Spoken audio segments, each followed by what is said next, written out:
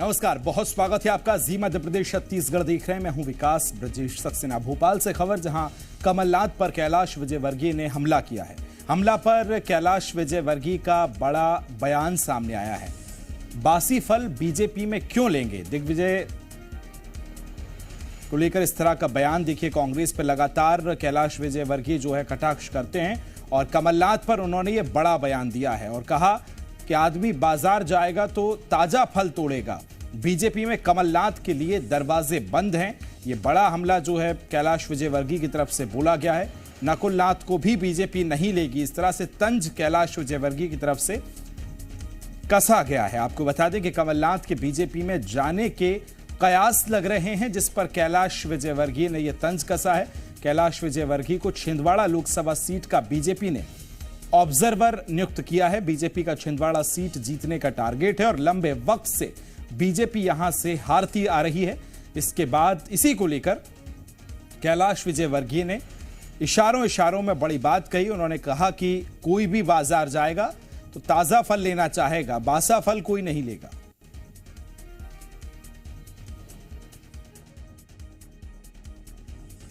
हम तो लेंगे नहीं, हमारे दरवाजे तो उनके लिए बंद है बिल्कुल। और हम क्यों लेंगे भाई? आदमी बाजार में जाएगा तो ताजा फल तोड़ेगा कि बासी फल? यदि वो आना चाहे तो दरवाजे बंद है।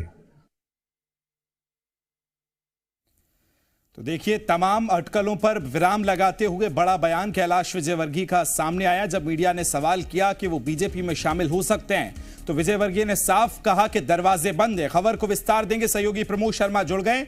प्रमोद, साफ कर दिया गया है कैलाश विजयवर्गीय की तरफ से कि दरवाजा बंद है और कटाक्ष भी किया है।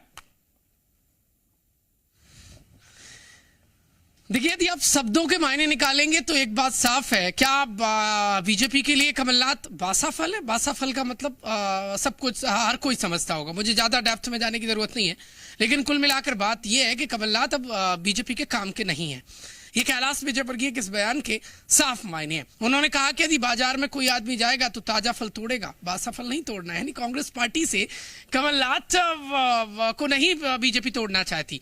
कल आपको याद होगा, कमलनाथ ने भी एक बयान दिया कि कांग्रेस पार्टी के टिकट से ही नकुलनाथ चुनाव लड़ेंगे। अब दूसरी बात, कैलाश विजयवर्गीय बोले, छिंदवाड़ा में बोले।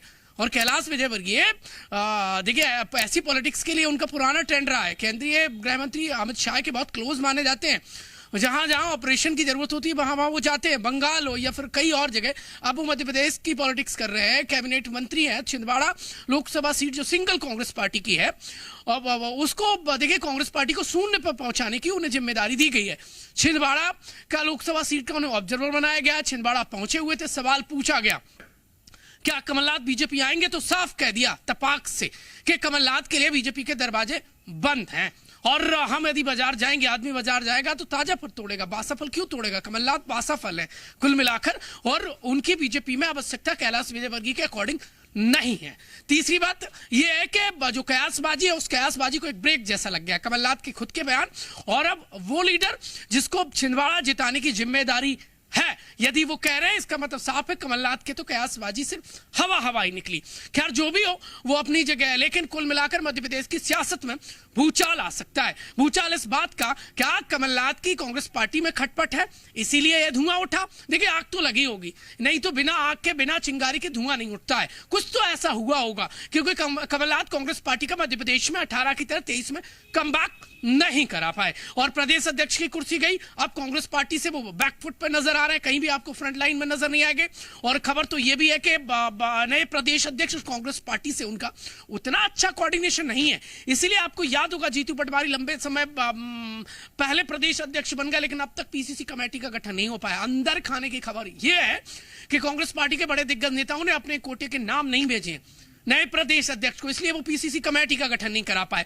अब दिल्ली कांग्रेस पार्टी के कमलनाथ से नाराज है, तो बीजेपी में जाने के जो कयास है उनको बड़ा झटका लग गया। कैलाश विजयवर्गीय ने कमलनाथ को देखिए बीजेपी का बेकाम व्यक्ति बता दिया एक तरीके से। क्योंकि यदि वो उन्होंने कहा कि बीजेपी क्यों लेगी कमलनाथ को, कमलनाथ के लिए बीजेपी के दरवाजे बंद है। और यदि दरवाजे बंद है तो नकुलनाथ की मुश्किलात बढ़ने वाली है, क्योंकि बीजेपी पूरी तरीके से फोकस छिंदवाड़ा पर कर रही है। और छिंदवाड़ा की जिम्मेदारी ऐसे नेता को दी गई है जो बीजेपी के लिए ठीक है प्रमोद, लौट लूंगा आपके पास। भूपेंद्र गुप्ता जी मेरे साथ जुड़ गए, कांग्रेस से प्रवक्ता हैं। भूपेंद्र जी, किस तरह से देख रहे हैं ये जो कयास लगाए जा रहे थे, राजनीतिक पंडित चर्चाएं कर रहे थे कि कमलनाथ के बीजेपी में शामिल होने को लेकर, उन्होंने तो आपके नेता को बासी फल कह दिया है।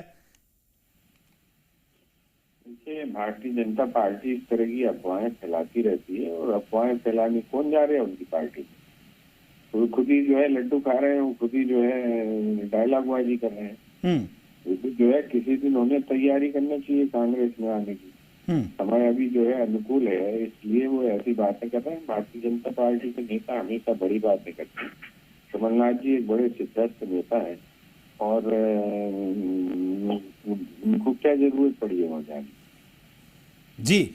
लेकिन जिस तरह से भी प्रमोद भी जिक्र कर रहे थे, और वो कह रहे थे कि चिंगारी जब उठती है तभी धुआं उठता है, कई बातें होंगी ऐसी जो बैक कैमरे के या बैक पर्दे के पीछे चल रही होंगी उसके बाद। लेकिन एक साफ उन्होंने ये कहा कि छिंदवाड़ा पे इस बार हमारा पूरा फोकस है।